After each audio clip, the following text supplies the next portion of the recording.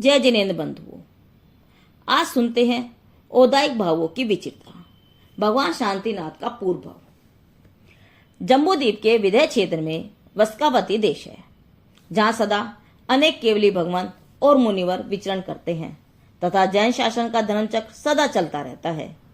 वहां के लोग जैन धर्म में सदा तत्पर रहते हैं और स्वर्ग के देव भी वहां धर्म श्रवण करने आते हैं। उस देश की प्रभाकरी नगरी में धर्मात्मा स्मित सागर महाराज राज्य करते थे। स्मित सागर महाराज के अपराजित और अनंतवीर्य नाम के 2 पुत्र थे। वे अपने साथ महान पुण्य लेकर आए थे, इसलिए वे बलदेव व वासुदेव हुए।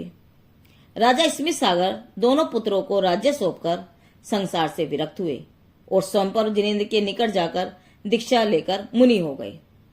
परंतु एक बार धीरेन्द्र देव की दिव्य विभूति देखकर उन्होंने उसका निदान बंद किया, इसलिए 40 से भ्रष्ट होकर पुण्य को अति अल्प करके मृत्यु के पश्चात धर्मेंद्र हुए। देखो, निदान वास्तव में निंदनीय है, जो कि जीव को धर्म से भ्रष्ट करके दुर्गति में भ्रमण कराता है। यहाँ प्रभाकरी नगरी में अपराजित और अनंतवीर्य के राज वैभव में दिन प्रतिदिन वृद्धि होने लगी। उनकी राजसभा में बरबरी और चिल्लाती नाम की 2 राजनर्तकियां थी। वे देश विदेश में प्रख्यात थी। उन दिनों शिव मंदिर नाम की विद्याधरी नगरी में राजा दमितारी राज्य करता था। वह प्रति वासुदेव था। उसने 3 खंड पृथ्वी जीत ली थी। उसके शस्त्र भंडार में एक दैवीय चक्र उत्पन्न हुआ था। उस दमितारी राजा ने उन दोनों नर्तकियों की प्रशंसा सुनी। उसने बलदेव वासुदेव को आदेश दिया कि दोनों नर्तकियां मुझे सौंप दो और मेरी आज्ञा में रहकर राज्य करो। दोनों भाइयों ने युक्ति सोची और तदनुसार वे स्वयं ही नर्तकी का रूप धारण कर दमितारी के राजमहल में पहुंच गए और उसकी पुत्री कनकश्री का अपहरण कर ले गए। कनकश्री के अपहरण की बात सुनते ही राजा दमितारी सेना लेकर उन दोनों के साथ युद्ध करने चले गया। जब वह उन्हें किसी प्रकार जीत नहीं सका, तब उसने अनंतवीर्य को मारने के लिए उस पर अपना दैवीय चक्र फेंका, परंतु अनंतवीर्य के पुण्य अतिशय के कारण वह चक्र उसके निकट आते ही शांत हो गया और उल्टा उसका आज्ञाकारी बन गया। अनंतवीर्य ने क्रोधपूर्वक उस चक्र द्वारा दमितारी का सिर उच्छेद कर दिया। अरे, उसी के चक्र से उसी का वध कर दिया। मरकर दमितारी नरक में गया। दमितारी प्रति वासुदेव के पिता कीर्तिधर मुनि हुए थे और केवल ज्ञान प्रकट करके अरिहंत रूप में विचरण कर रहे थे। हे भव्यों, पिता तो केवली हुए और पुत्र नरक में गया। पुत्री कनकश्री अपने दादा कीर्तिधर भगवान के समर्षण में अपने पूर्व भव जानकर संसार से विरक्त होकर अरिचका हुई और समाधि वर्ण करके स्वर्ग में देवी हुई। अतः हे भव्य जीवों, तुम मोक्ष के हेतु जैन धर्म की उपासना करो। जैन धर्म की उपासना तो मोक्ष फल प्राप्त कराती है, वहां बीच बीच में स्वर्ग आदि की गिनती ही क्या। अपराजित और अनंतवीर्य दोनों भाई अर्थात शांतिनाथ तीर्थंकर और चक्रायुध गणधर के जीव विदय क्षेत्र में बलदेव वासुदेव रूप में प्रसिद्ध हुए। हजारों राजा तथा देव उनकी सेवा करते थे। 3 खंड की उत्तम विभूति उन्हें प्राप्त हुई थी। अनेक दैवी विद्याएं भी उनको सिद्ध थी। यह सब जैन धर्म की सेवा भक्ति का फल था। विदय क्षेत्र की प्रभाकरी नगरी में बलदेव अपराजित और वासुदेव अनंतवीर्य दोनों भाई जब सुखपूर्वक 3 खंड का राज्य करते थे, तब एक बार बलदेव की पुत्री कुमारी सुमति के विवाह की तैयारियां चल रही थी। अति भव्य विवाह मंडप के बीच सुमति कुमारी सुंदर श्रृंगार सजकर आई थी कि इतने में ही आकाश से एक देवी उतरी और सुमति से कहने लगी, हे सखी सुन, मैं तेरे हित की बात कहती हूं। मैं स्वर्ग की देवी हूं, तू भी पूर्व में देवी थी और हम दोनों सहेलियां थी। एक बार हम दोनों नंदीश्वर जिनालय की पूजा करने गए थे। उसके पश्चात हम दोनों ने मेरू जिनालय की भी वंदना की थी। वहां एक रिद्धिधारी मुनिश्री के दर्शन किए थे और धर्मोपदेश सुनकर हमने उन महाराज से पूछा था कि हे स्वामी, इस संसार से हम दोनों की मुक्ति कब होगी। तब मुनिराज ने कहा था, तुम 4थे भव में मोक्ष प्राप्त करोगी। देवी ने आगे कहा, हे सुमति, यह सुनकर हम दोनों अति प्रसन्न हुए थे और हम दोनों ने मुनिराज के समक्ष एक दूसरे को वचन दिया था कि हम में से जो पहले मनुष्य लोक में जन्म लेगा उसे दूसरी देवी संबोध कर आत्महित की प्रेरणा देगी। इसलिए हे सखी, मैं स्वर्ग से उस वचन का पालन करने आई हूं। तू इन विषय भोगों में न पड़, संयम धारण कर और आत्महित कर ले। विवाह मंडप के बीच देवी की यह बात सुनते ही बलदेव की वीर पुत्री सुमति को अपने पूर्व भाव का स्मरण हुआ और वैराग्य को प्राप्त हुई। उसने अन्य 700 राजकन्याओं के साथ सुव्रता नाम की अर्चिका के पास जिन दीक्षा ग्रहण की और अर्चिका व्रत का पालन करके स्त्री पर्याय छेद कर उस सुमति के जीव ने 13वें सर्ग में देव पर्याय प्राप्त की।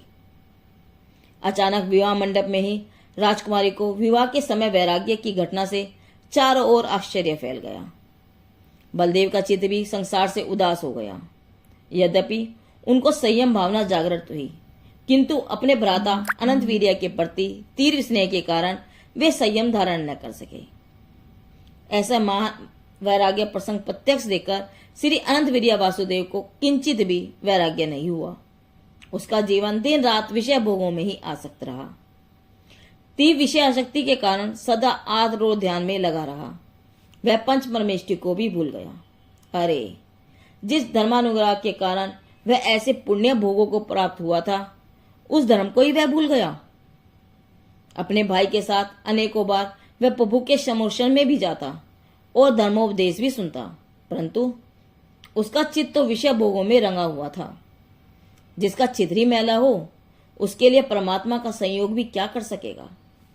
तीव्र आरंभ परिग्रह के कलुषित भाव के कारण वह अनंत वीर्य रोज ध्यान पूर्वक मरकर नरक में गया। वह अर्धचक्रवर्ती का जीव महाभयंकर नरक के बिल में औंधे मुंह नीचे की कर्कश भूमि पर जा गिरा। नरक भूमि के स्पर्शमात्र से उसे इतना भयंकर दुख हुआ कि पुनः 500 धनुष ऊपर उछला, फिर नीचे गिरा और गिरते ही खंड खंड हो गया, जिससे उसे असहाय शारीरिक वेदना हुई। पुनः शरीर पारे की भांति जुड़ गया।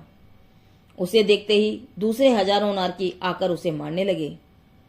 ऐसे भयंकर दुख देखकर उसे विचार आया, अरे मैं कौन हूं, कहां आकर पड़ा हूं, मुझे अकारण ही इतने दुख देने वाले यह क्रूर जीव कौन है, मुझे क्यों इतनी भयंकर पीड़ा दी जा रही है।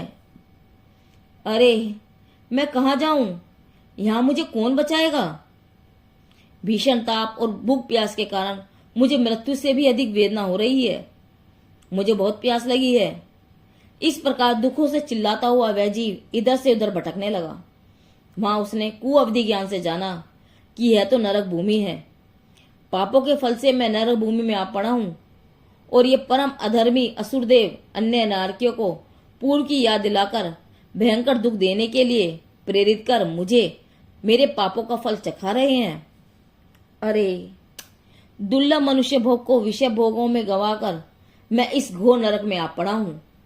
मुझे मूर्ख ने पूर्व में धर्म के फल में भोगों की चाह कर कर सम्यक रूपी अमृत को गंवा दिया और विष समान विषयों की अभिलाषा की। उस भूल के कारण मुझे कैसे भयंकर दुख भोगने पड़ रहे हैं। अरे, विषयों में से तो मुझे कंचित सुख नहीं मिला, उल्टा उसके सेवन से दुखों के इस समुद्र में आ पड़ा हूं।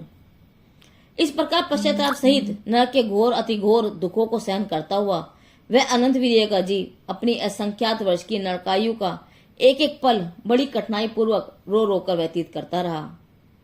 वहां नरक में भयंकर वेदना के काल में भी अपने पूर्व भव के पिता स्मित सागर, जो कि निदान बंद करके धर्मेंद्र हुए थे, उनके संबोधन से उस अनंत वीर्य वासुदेव के जीव ने सम्यक प्राप्त कर पुनः मोक्ष मार्ग में गमन किया। इधर प्रभाकरी नगरी में अपने भ्राता अनंत वीर्य वासुदेव की अचानक मृत्यु हो जाने से अपराजित बलभद्र को तीव्र आघात पहुंचा। मेरे भाई की मृत्यु हो चुकी है, ऐसा स्वीकार करने को उनका मन तैयार ही नहीं होता था। यद्यपि स्वयं आत्म तत्व के संबंध में उस समय उनका ज्ञान जागृत था, परंतु भ्रात स्नेह के कारण मृतक को जीवित मानने की परज्ञा संबंधी भूल कर बैठे। वे अनंत वीर्य के मृत शरीर को कंधे पर उठाकर 6 माह तक अलग इधर उधर घूमते फिरे। उसके साथ बात करने की तथा खिलाने पिलाने की चेष्टा करते रहे। औदायिक भाव की चिंता देखो, कि सम्यक की भूमिका में स्थित एक भावी तीर्थंकर स्वयं भावी गंधर्व के मृत शरीर को लेकर 6 माह तक फिरते रहे। भाग्य योग से उसी काल में उस बलभद्र जी को यशोधर मुनिराज का समागम हुआ। उन्होंने अद्भुत उपदेश देकर कहा, राजन, तुम तो आत्म तत्व के ज्ञाता हो, इसीलिए अब इस बंधु मोह को और शोक को छोड़ो और संयम धारण करके अपना कल्याण करो। 6 भव के बाद तुम भरत क्षेत्र में तीर्थंकर होगे।